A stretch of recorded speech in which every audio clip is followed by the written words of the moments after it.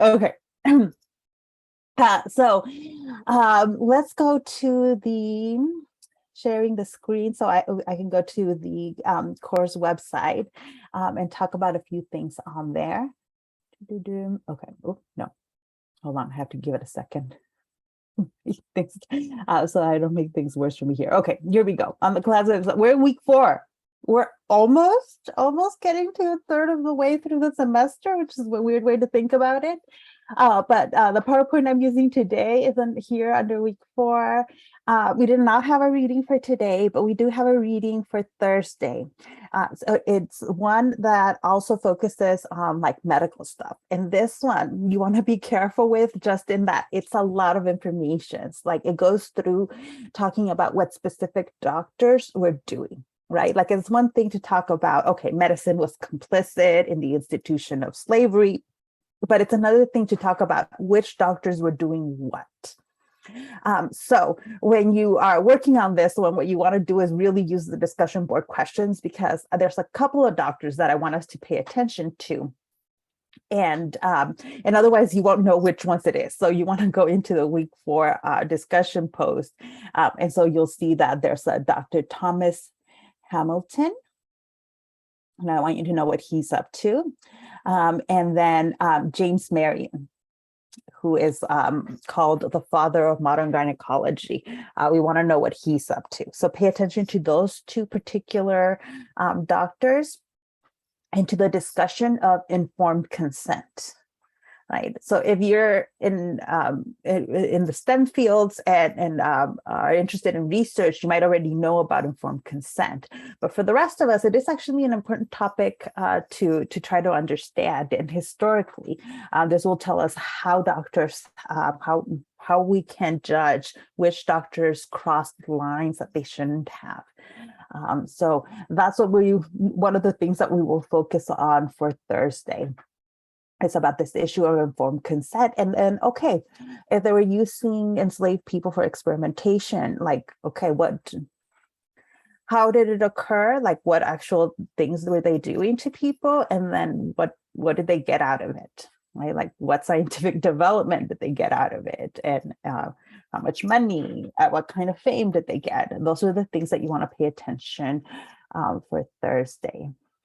The other thing I want to point out as I've been grading more and more discussion board posts, most of you are doing great with those, by the way, and all of you that are on this Zoom probably have nothing to worry about there. I just want to point out a few things about Canvas that you might not be aware of. So, on some of these posts, you have to post a reply before you see everybody else's discussion board post.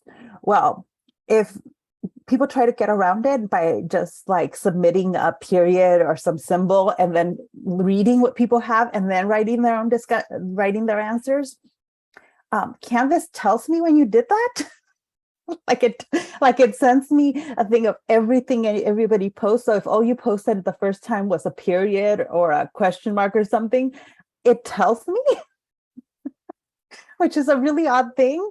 Like I don't care that much, but Canvas tells me. Canvas also tracks everything we do on its site.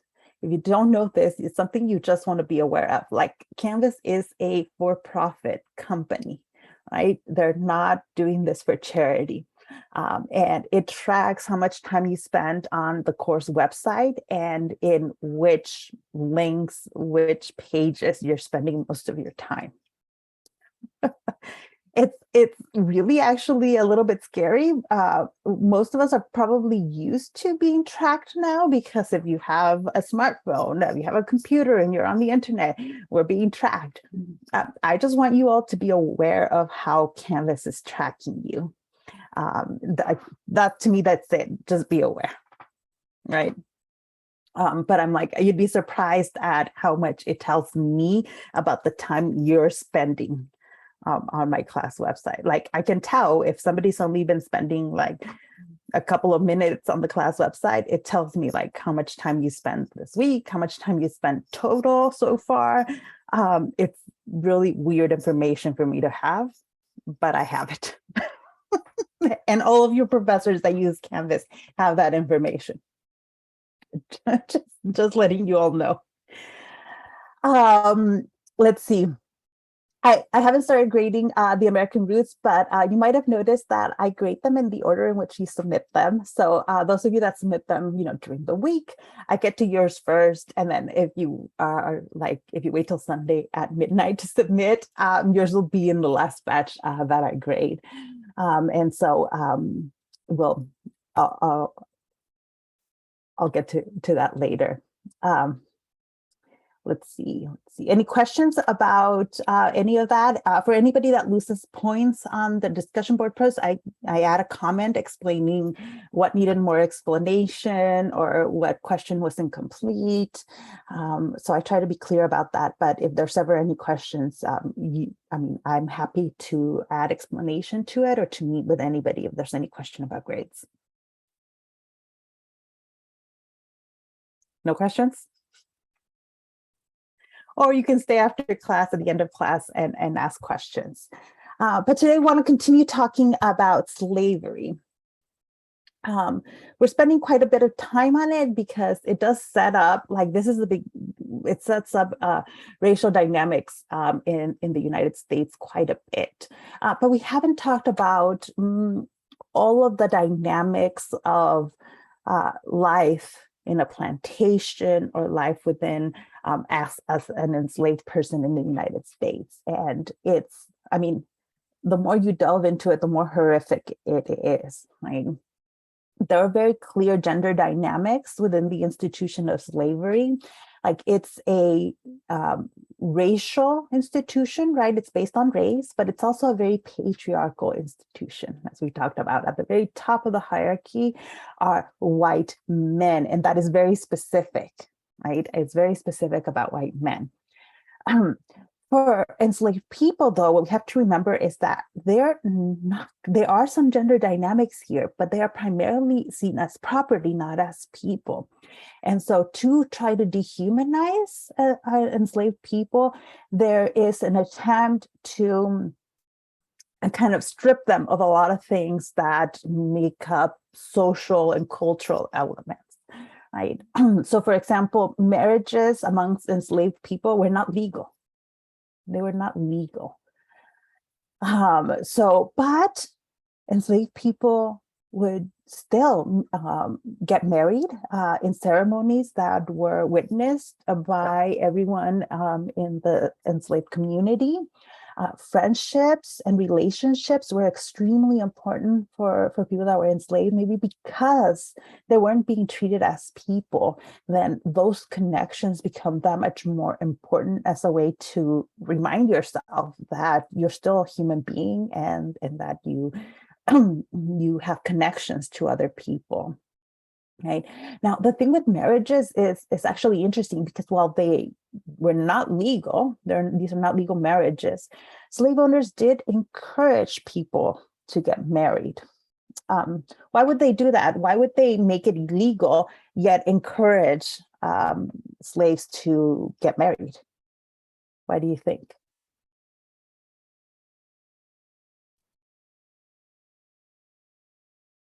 If the slave couples would have kids, then it would be for the slave owner's advantage.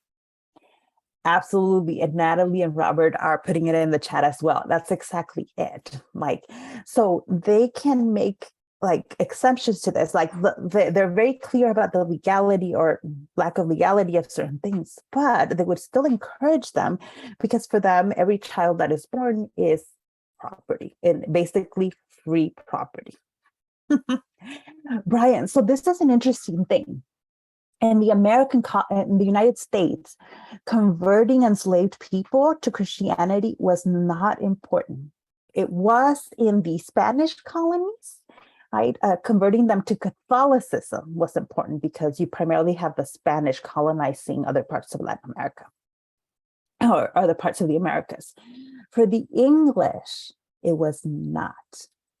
And the Spanish actually figured out really quickly that you maybe don't necessarily want to convert them to Christianity because for Catholics, if somebody has been baptized and has accepted Catholic doctrine, It means you have to treat them like humans.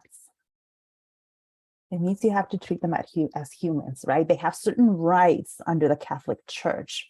And so the Spanish actually figure out with their treatment of Native people that maybe we don't want to convert enslaved people.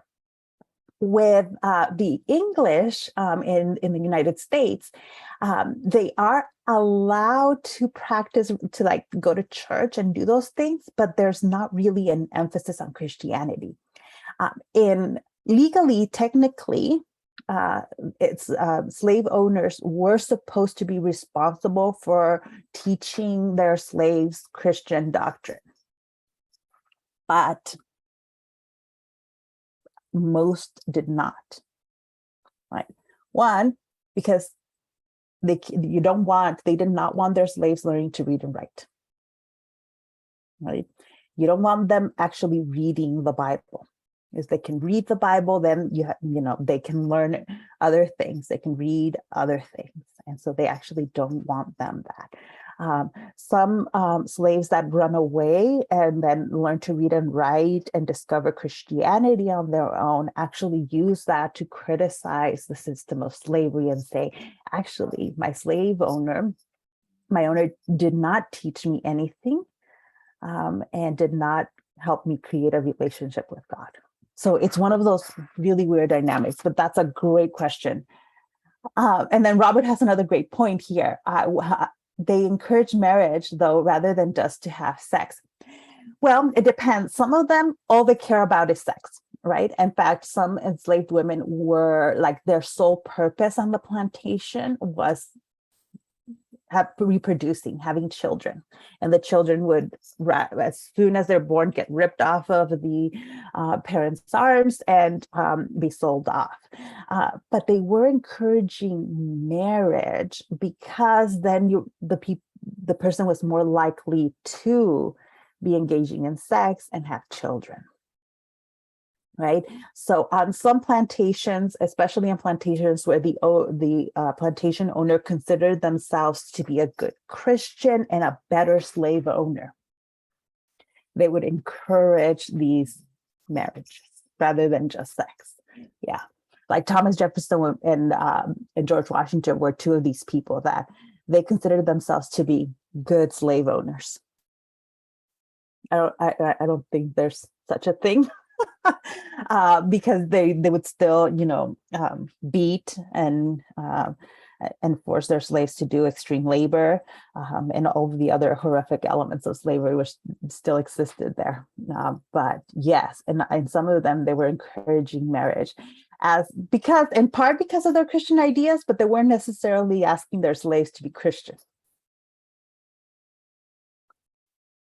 Claudia, that is an excellent question. I'm glad somebody asked about breastfeeding.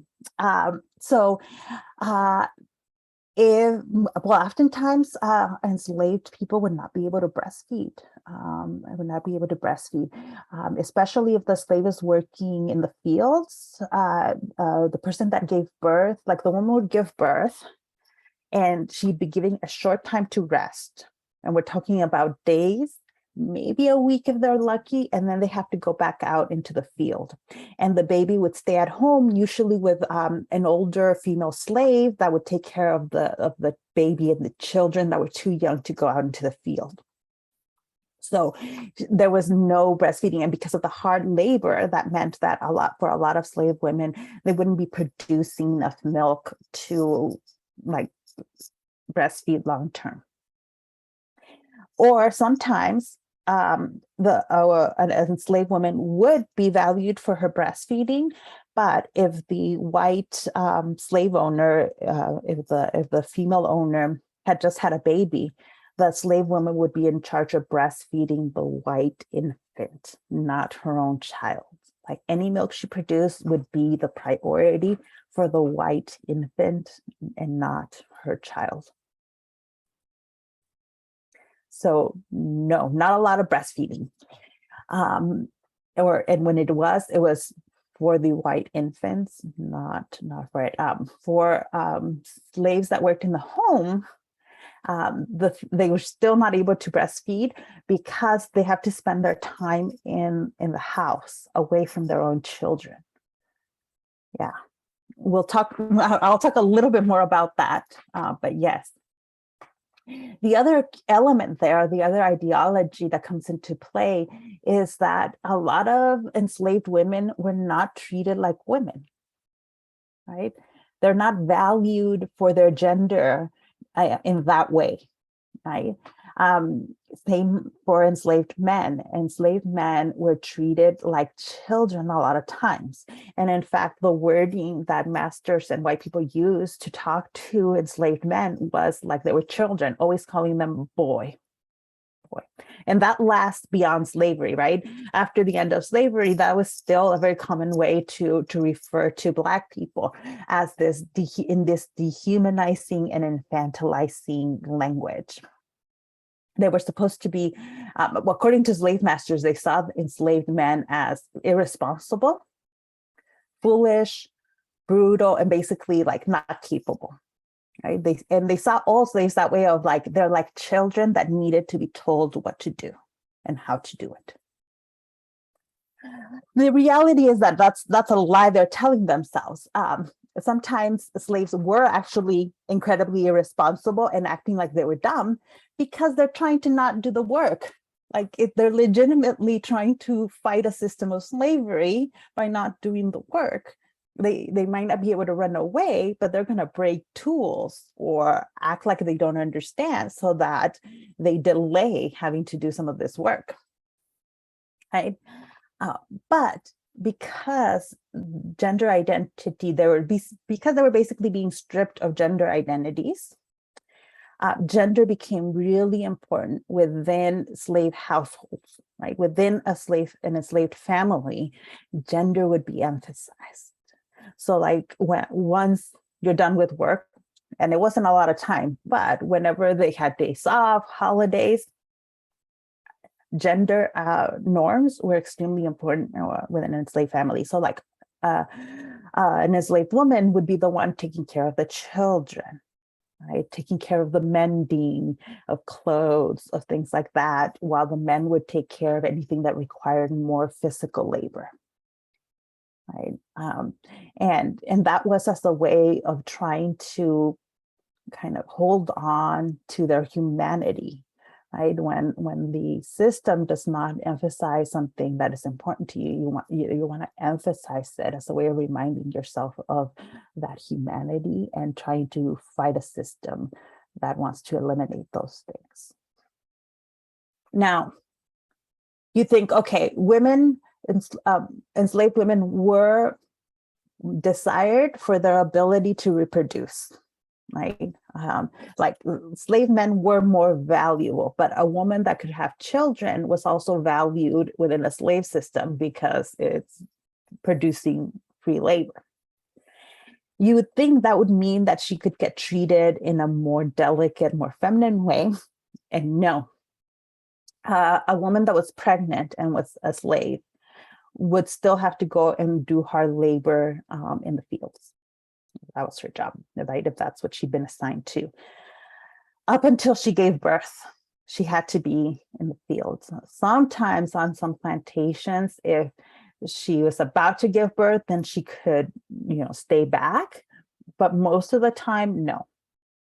They still have to be working in the fields. And you think that this would be counterproductive because this leads to higher infant mortality, right? How is an infant going to survive if the mom is not healthy, if she hasn't been fed properly, if she hasn't had time to rest and is doing hard labor? Well, the slave master did not care about that, right? They do want the baby to be born, but they don't they're not thinking about how actually the health of the mother is going to affect whether the baby is born healthy and whether the baby will survive or not. They just are not caring. In some places where they pretended to care, for example, if a pregnant woman tried to run away or did something that was deemed as bad, right? And the typical punishment would be to be beaten with a lash or in any other way. They would try to protect the pregnancy. But the way they would try to protect the pregnancy would be to dig a hole on the ground for the woman to lay and put her belly in. And then they would still hit her. Like the lashes would still come. We know that that causes stress and harm to the pregnancy, but that was the way they tried to preserve the pregnancy. So it was horrific, right? It was horrific. We talked about the Sambo image, right? About how men, this idea that enslaved men were happy slaves. Well, there was a female equivalent of that. The female equivalent was the mammy. Who can define what's the mammy image like?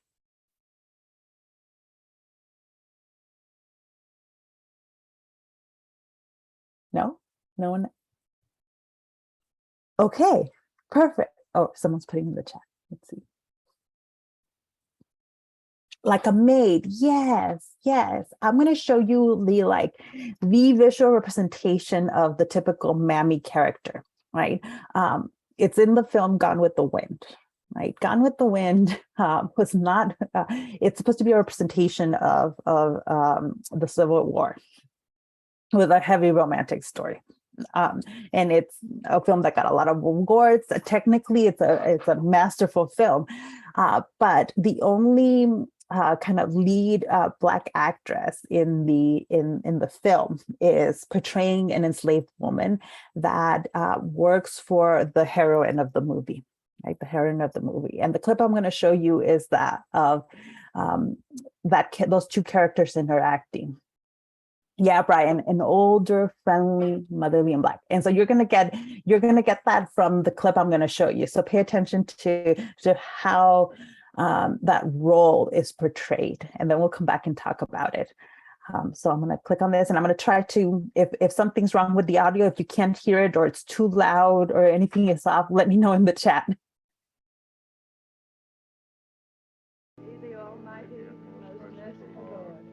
Grant us pardon, absolution, and remission of our sins. Amen. Ooh! Just hold on and suck in.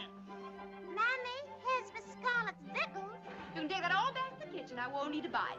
Oh, yes, and you is. You's going to eat every mouthful of this. Oh, I'm not. We'll put on the dress, because we're late already. What my lamb going to wear? That? No, you ain't. You can't show your bosom for 3 o'clock. I'm going to speak to your ma about you. If you say one word to Mother, I won't need to buy it. Well.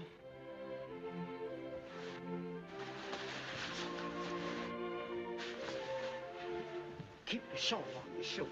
I ain't even for you to get all freckled after the buttermilk I done put on you all this winter, bleaching them freckles.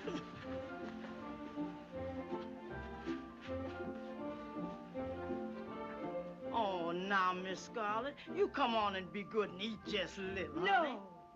I'm going to have a good time today and do my eating at the barbecue. If you don't care what folks says about this family, I does. I has told you that she can always tell a lady but the way that she eat in front of folks like a bird. And I ain't aiming for you to go to Mr. John Wilkins's and eat like a field hand and gobble like a hog. Fiddle-dee-dee. Ashley Wilkes told me he likes to see a girl with a healthy appetite. What gentleman says and what they thinks is 2 different things. And I ain't noticed Mr. Ashley asking for to marry you.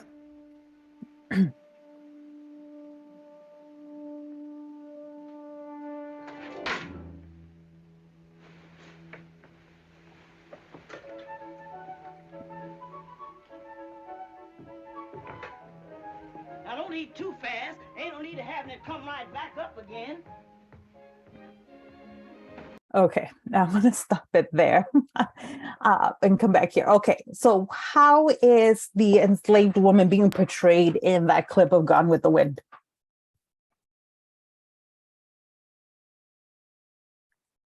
We see 2 enslaved women in the clip. Are they unhappy? Claudia, yes, they're happy. Did you see when the black woman comes in with the tray of food and drinks? She comes in with a big smile, coming in with the tray like she's happy to be there and happy to be serving serving the white female master.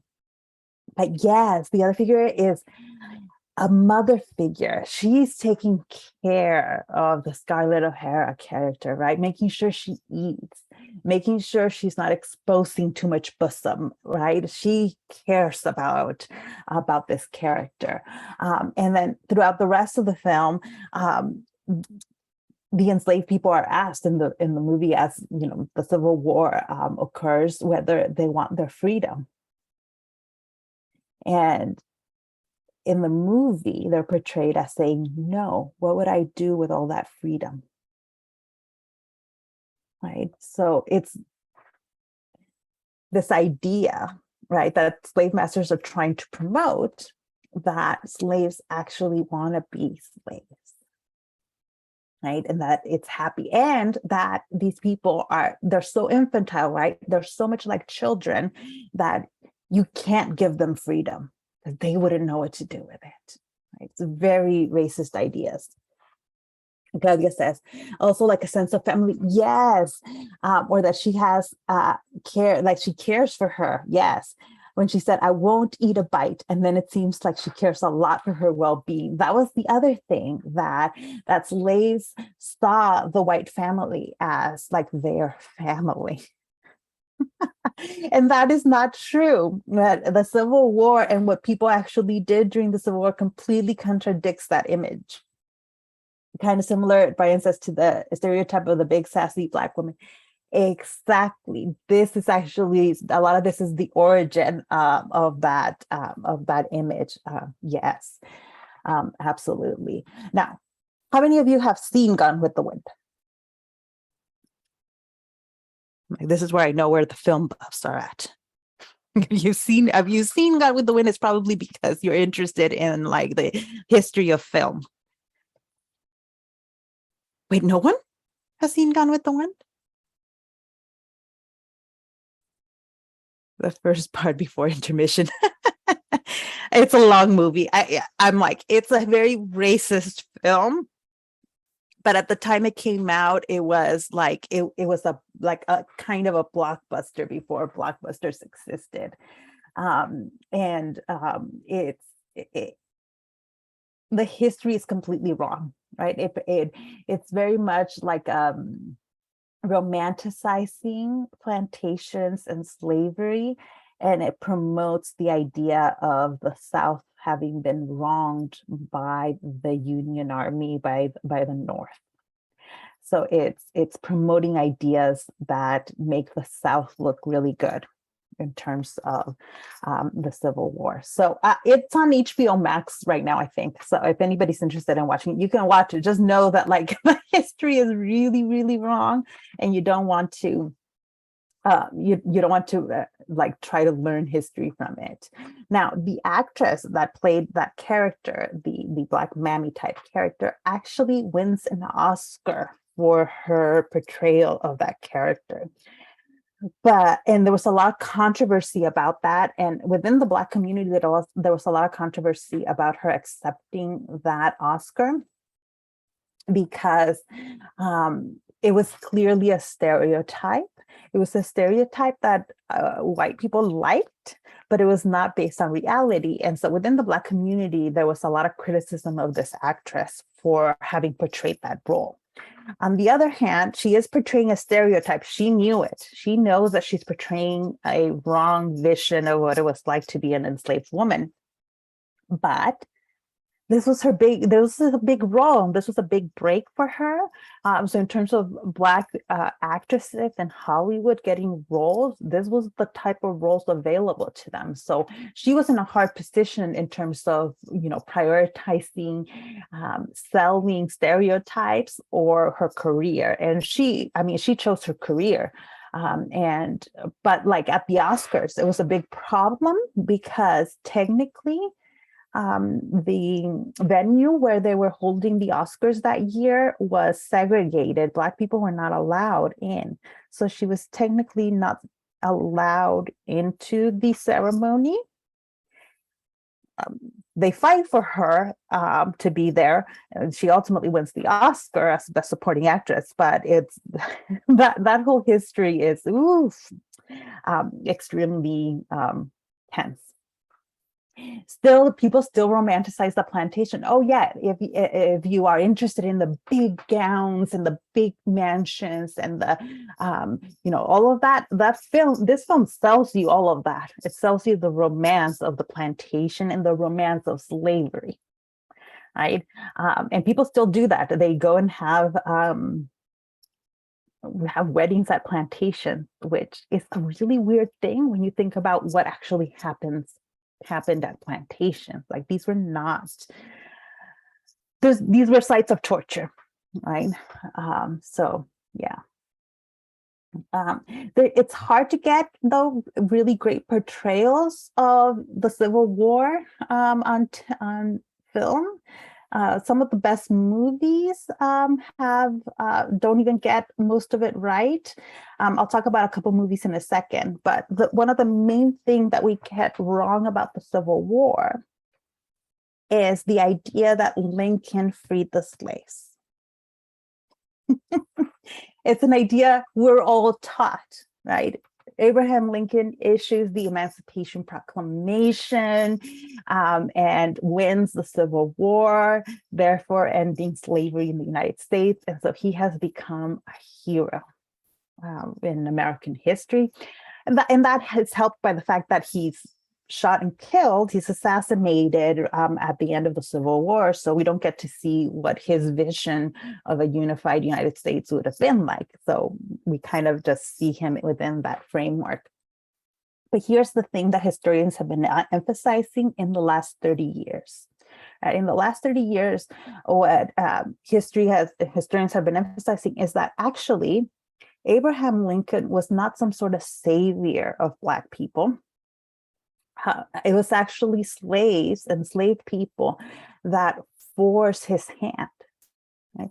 One, we know Abraham Lincoln did not want to end slavery.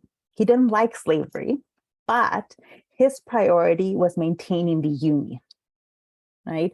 So he had told the South, right? He had told people that were worried about his election, him becoming president, that he was not going to end slavery. He had talked about how horrible slavery was, but he was willing to let it continue if it would have stopped the South from seceding, like from trying to leave the Union. Right? He also did not believe in racial equality. He did not believe that Black people were equal to white people. So he held a lot of racist ideas, and he was willing to compromise on the issue of slavery. No question. That is not something that's debated by historians of Lincoln, right? So how did we get to it? One, it's because you have people like Frederick Douglass. Frederick Douglass was a frequent visitor at the White House, trying to lobby for Lincoln to end slavery. Right, he's often going there, or at least trying to lobby for Lincoln to let Black people serve in the Union Army. When the war breaks out, free Black men go in large numbers to try to sign up for the army, and they are all turned away. They're told, no, we don't accept Black people in the army. Right? These were all free Black men. So that was the first step, to try to force Lincoln to allow for Black men to join the army, because they wanted to. They know that what's at stake with the war. This is why it's also weird that people try to say that the war was not about slavery. I'm like, oh no, everybody knew what was at stake. They knew it was about slavery. For some Confederate soldiers, it might not have been their main motivator, in that they're not slave owners themselves, but they care about preserving that economic system in the South. So this was very clear to everyone. And why? Why do you think Lincoln, as he's mobilizing for war, why does he keep saying no to allowing Black men to serve in the army? Shouldn't he want, like, the practical thing is, yes, we want as many men as possible to go fight.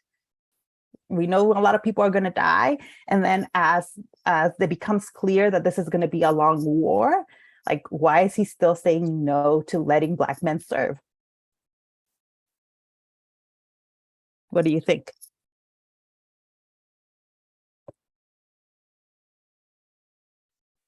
Because he says no, no, no, over and over again.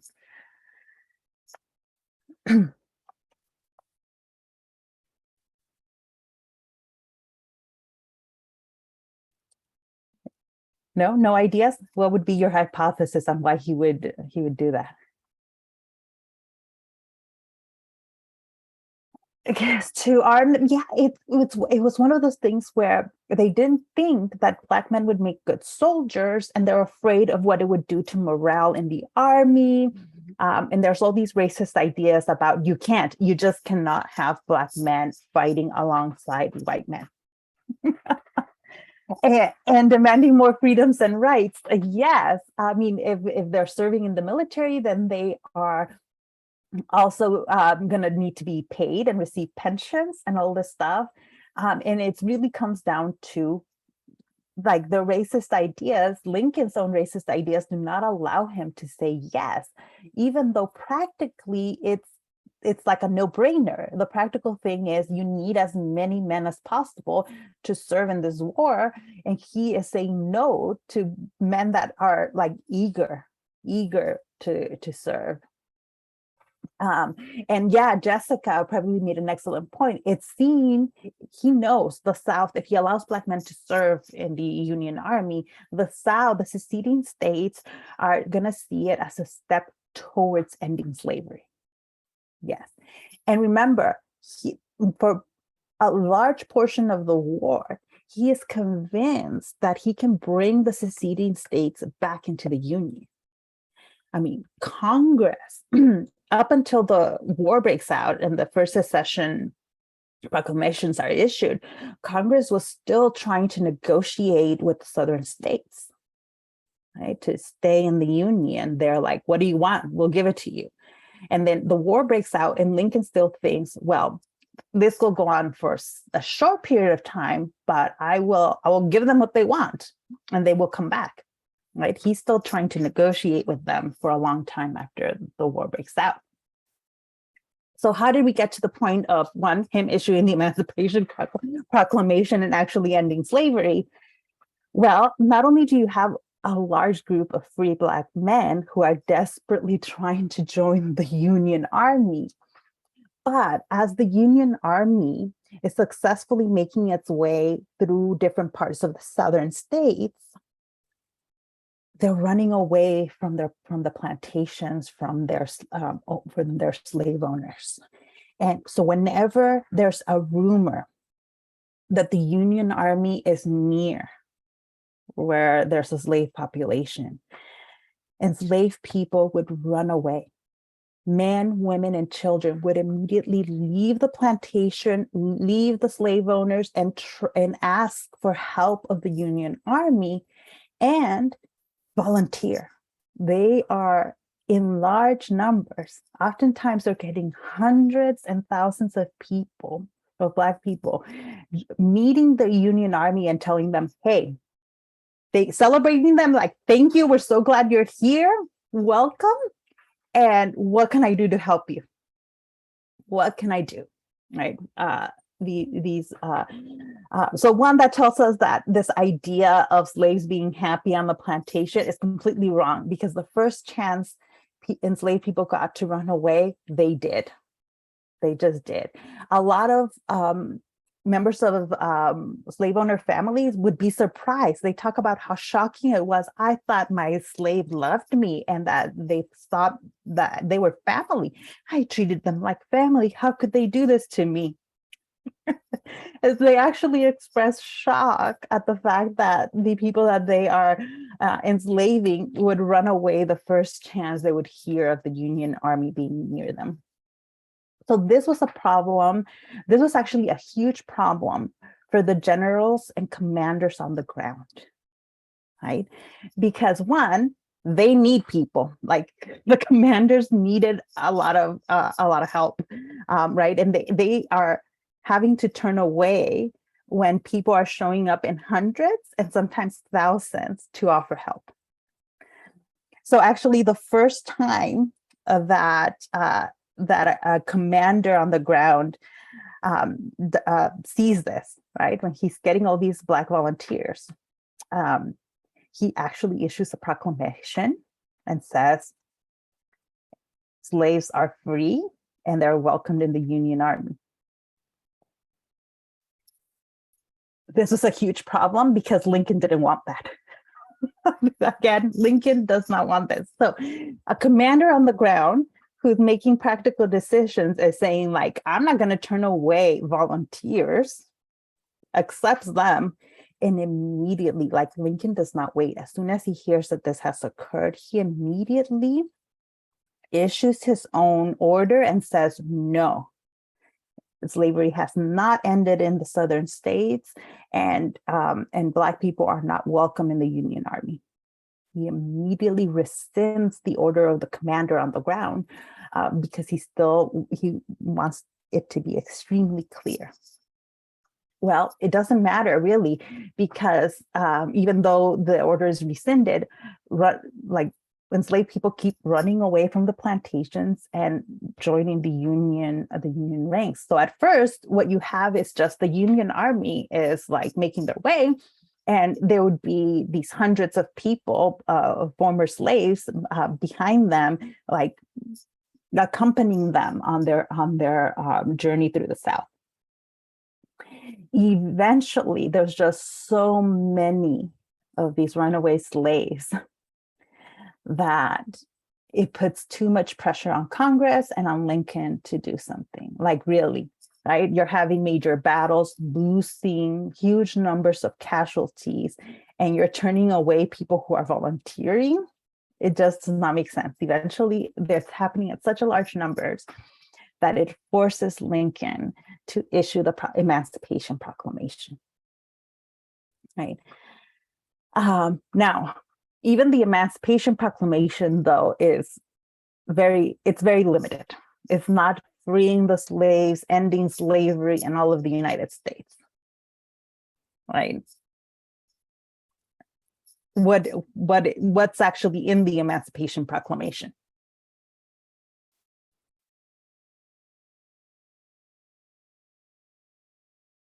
No one? How did you learn about, or what did you learn about the what did you learn? What do you remember about the Emancipation Proclamation?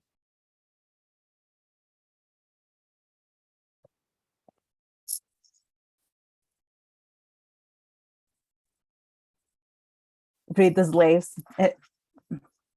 But yeah, Brian, but it frees the slaves only in the seceding states. So it's not even in all of the South, right? Because there was a couple of states that didn't secede, and they're technically in the South, and they were slave states.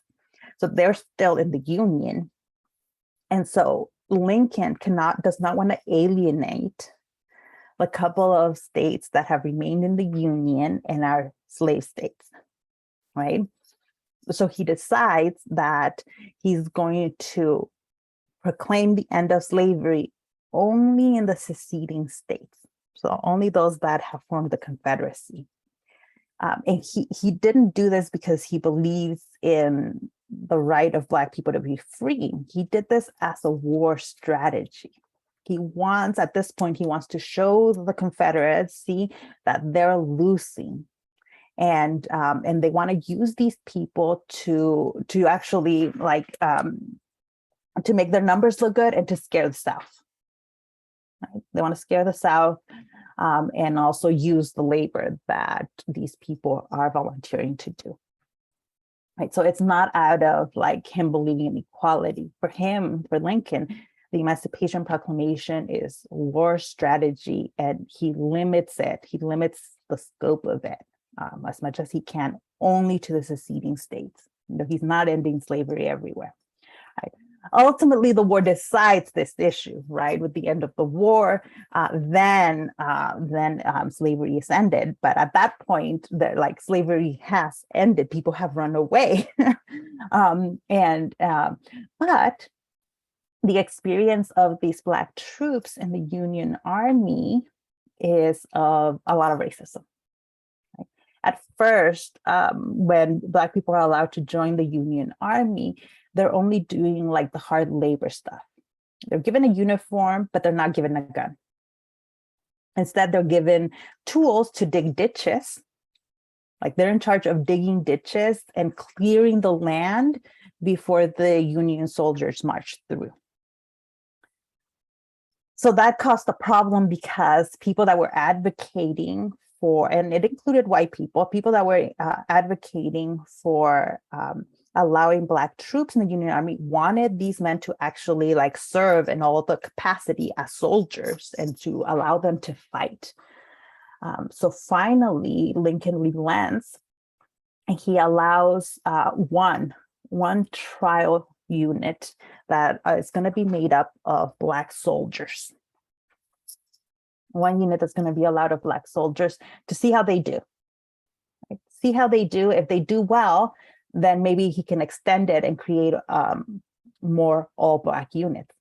But one, there's no question that the Army is going to be segregated. If they're going to allow Black people to serve, it's going to be segregated. But okay, there's one initial trial unit is allowed, and they do extremely well.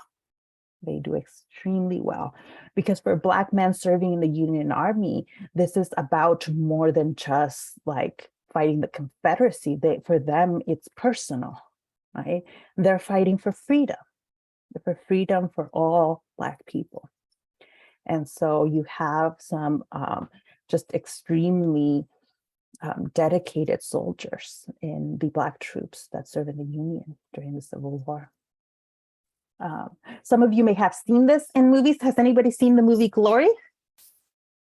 At this point, it's an old movie, but it's Denzel Washington in it, Morgan Freeman, and I always forget, Matthew Broderick.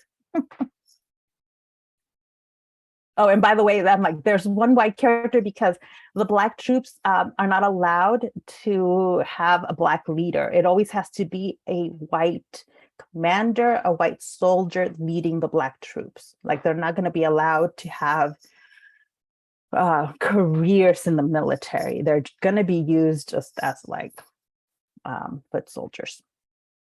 But okay, nobody has seen Glory. Okay, this one I do recommend. It is a fantastic movie, and it shows kind of the issues of one, allowing Black men to serve in the Army. It shows how Black people were running away from the plantations, trying to join and volunteer for the Union Army. And it shows the diversity of opinions and approaches within the Black population, even the free Black population at this time, right? Because you have a large number of free Black men who maybe were born free, are fighting for equality, but they've never lived the life of an enslaved person. And in the same units, you have men, Black men who are runaway slaves, who ran away and who have lived through the trauma of enslavement. And they have very different approaches in how they view like what they're doing. Right. So I'm going to show you two clips. One clip is of the racism that's experienced by the Black troops in the Union Army. And then the second one is going to be the speech that Denzel Washington, that basically gives Denzel Washington his Academy Award, which is him talking about giving his experience. The character that Denzel Washington plays was a former slave. So, all right, I'm going to play the clip and we'll go from there. Despite my many requests, it has become clear that we are to be used only for manual labor.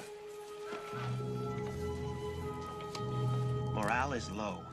The men's good humor darkened by idleness and despair.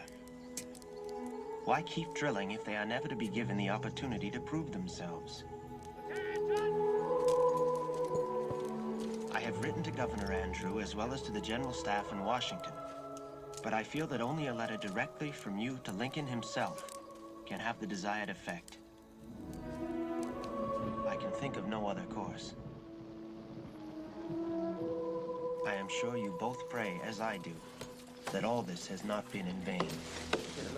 So you see they're cutting trees. They're not actual, they're not seeing action, right? Hey, buck up now, come on. See, someday they're gonna let the 54th get into it, see? And all your troubles will be over. Come on now, chill. Hey! What'd you say? Boy?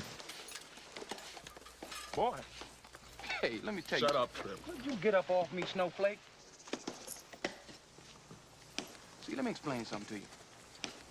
See, the way I figure this war would be over a whole lot sooner if you boys just turn right on around and head on back down that way.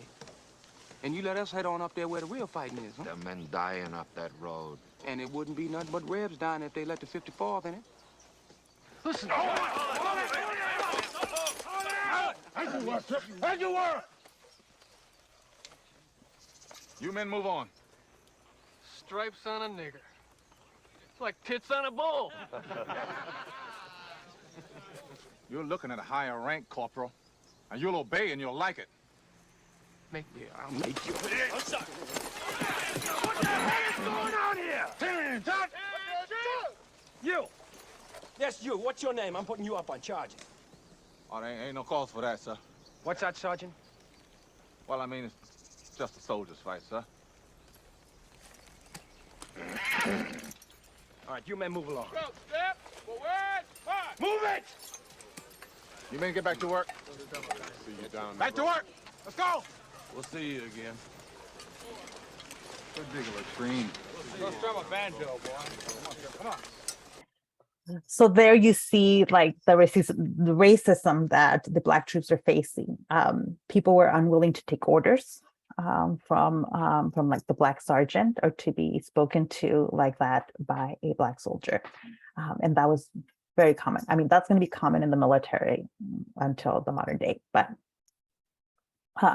yeah, during the Civil War is very much present. And then this is the Denzel Washington speech.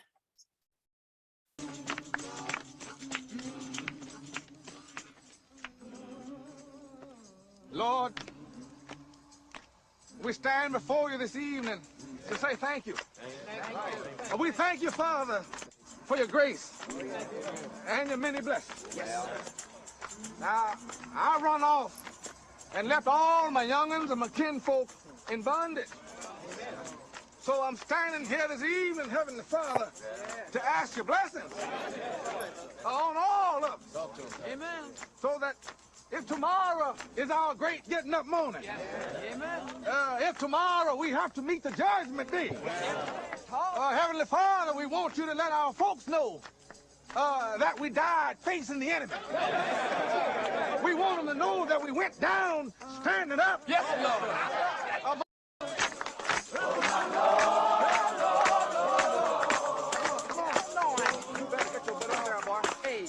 Just say what you think. Just say what you feel. Oh, oh. Come on, brother. Oh, let it out. Well, I ain't much about no friend now. All right. I never had no family. And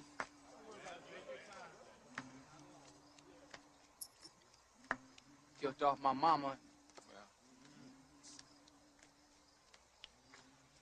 You feel funny, don't you? Come on. All right. Come on, man. You're doing fine.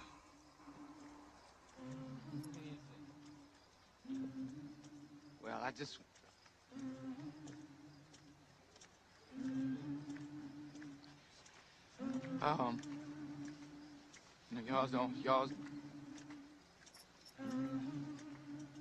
y'all's the only family I got. Well, that's all right. And, I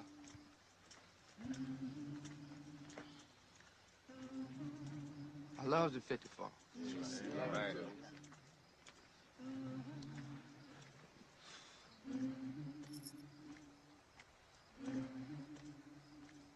Ain't much a matter what happens tomorrow. Cause we men ain't. Yes, sir. Amen.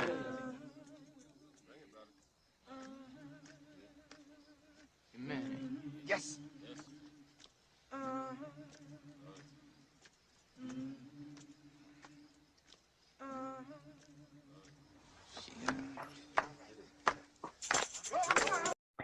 Okay, I'll stop it there.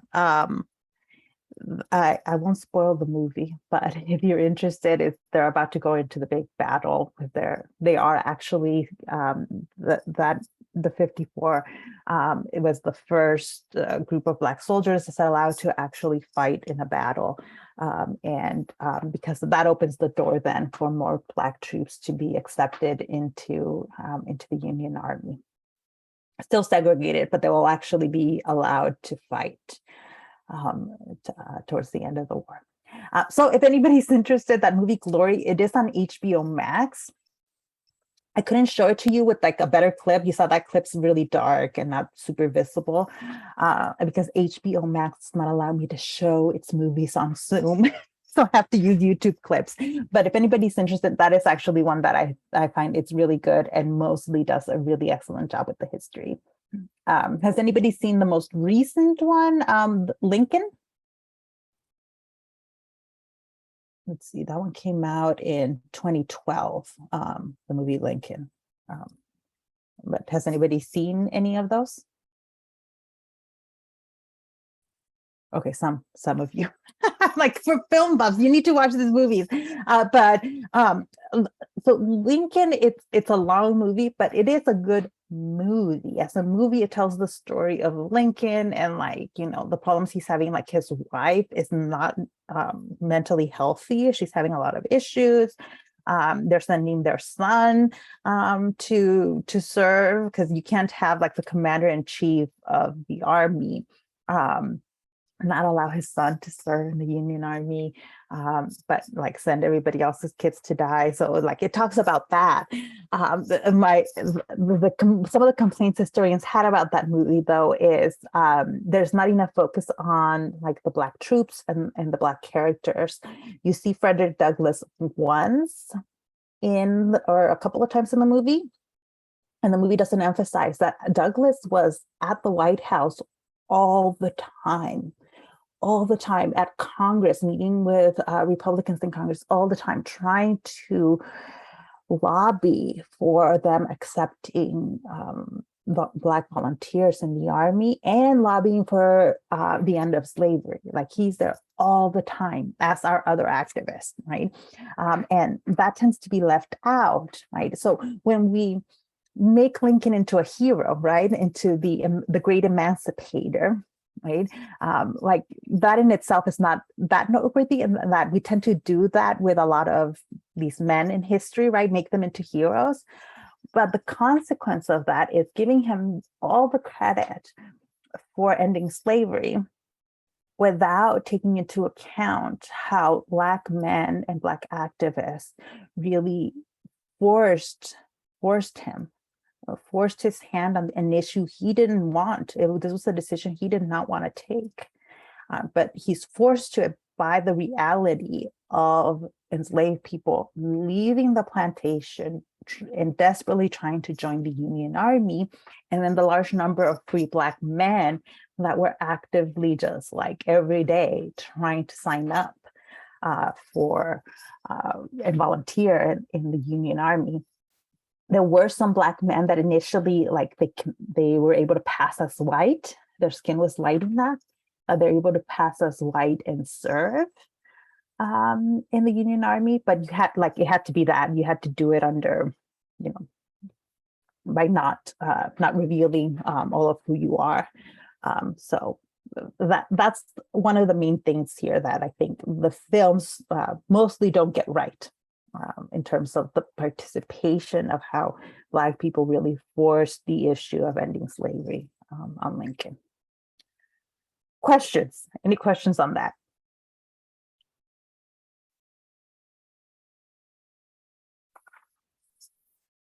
Because I'm like, I know that's something that often gets left out. Do I have time?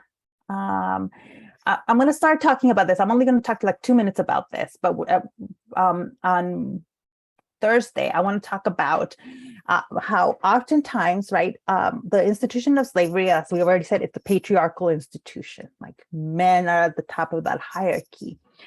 But another thing we often don't focus on is how white women participate. They're active participants in the maintaining a system of slavery. Right? Like ultimately, they're not the ones in charge all the time. If there's a white man in the family, he's the one in charge. But white women benefited from the system of slavery and used it to their advantage. Right? They're using it to amass wealth and to assert their power, especially when confronting white men. Right? Most white women are not allowed to own property during this time. Right? So that means that any slave, like any land that they have, would be controlled and administered by either a father, a brother, or a husband. Right? It has to be a male relative that is in charge of a woman's property because she's not legally allowed to own property. Except there were loopholes to that. There were women who owned property and owned slaves, and they were the slave master on the plantation. There were white women that acted that role. Usually the loophole is widowhood, right? If a white woman married a wealthy plantation owner and he dies, she is the one that inherits, right? Or if they have children, the children inherit, but the white woman, until the children are adults, is the one who's administering the wealth and the property, right? Or another way for them to own property is for them to be gifted the property, right? So for example, Martha Washington's granddaughter, her granddaughter gets married right at the end of George Washington's 8 years as president. She gets married, and as a gift on her wedding, Martha Washington tries to gift her a slave to help her in her new role as a wife. So when that happens, when a woman could get gifted property, whether it's land or slaves, and she could legally own it in her own right. It's not going to be the property of the husband, but it was all like legal paperwork. Like anybody that's going to give a woman property and doesn't want the husband to be in charge of it has to write a contract that says this is for her and her only. So it's tricky, but there are loopholes that allow white women to actually have a lot of power and a lot of control, especially over Black people. And this is important because when we get to, post-Reconstruction, right, we're going to see how white women assert that power, and also how they try to refuse to give up the power that owning slaves had given them. And so when we look at like the Karens of today, right? On social media, when we see a white woman trying to assert her power and control over Black people, that actually has a long history of white women using that as a tool to gain more power, more control in a society that told them they weren't supposed to have that power, right? Yeah, Claudia. I had a question. So, with you going on with how they had this power with owning slaves, there was one time that I was reading over that when their husbands would have children with these slaves, that there's a law that defended them in a way if the children got hurt in discipline, they wouldn't get hurt. I don't remember. It was like common. There was a law that's called like common something, but it was when the white wife could discipline Black children, and if they got hurt or killed, it would just be seen as, oh, it was because of discipline.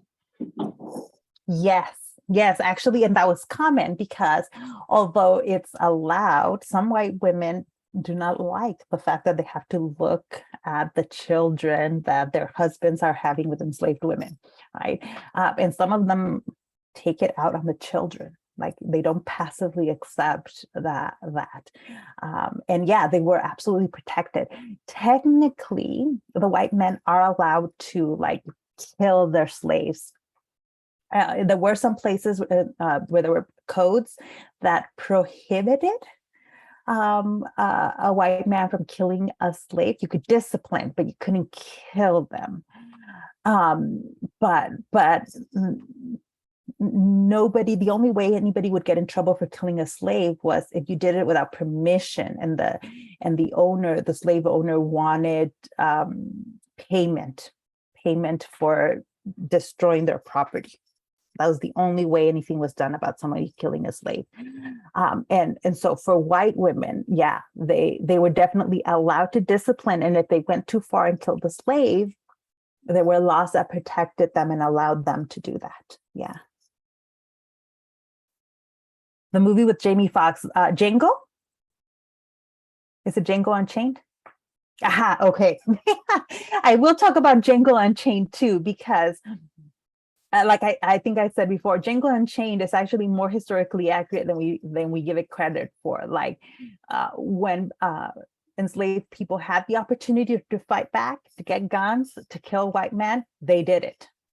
And that's why slave owners were so afraid.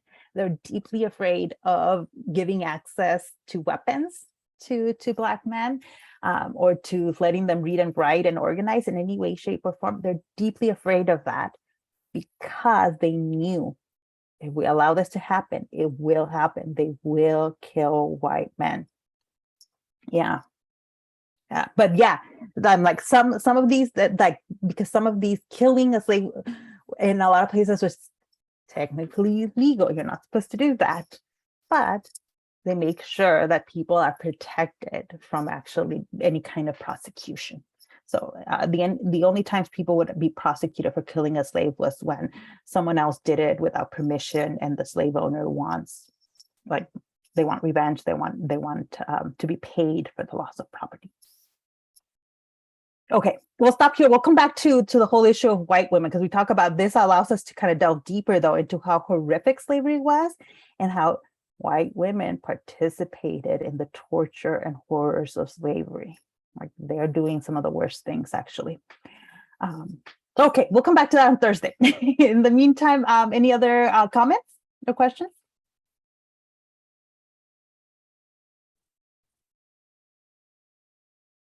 Okay, then I'm going to